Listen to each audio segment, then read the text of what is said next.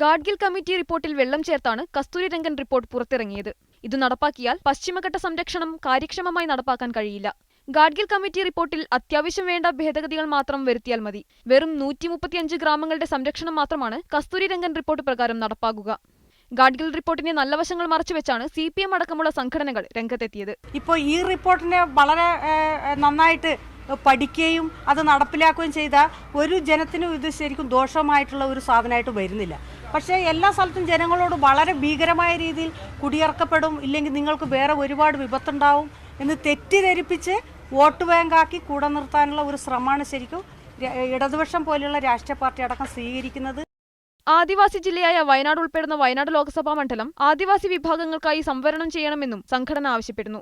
ജനസംഖ്യ നോക്കിയാൽ ആദിവാസികൾ ഇപ്പോൾ കുറഞ്ഞുവരികയാണ്. ഈ വിഭാഗത്തെ പ്രതിനിധീകരിക്കുന്ന ഒരാളെങ്കിലും പാർലമെന്റിലെത്തണം. ഭൂമിശാസ്ത്രപരമായും പാരമ്പര്യം നോക്കുമ്പോഴും വയനാട് മണ്ഡലമാണ് ആദിവാസി മണ്ഡലമായി പരിഗണിക്കേണ്ടതെന്നും നേതാക്കൾ ആവശ്യപ്പെട്ടു.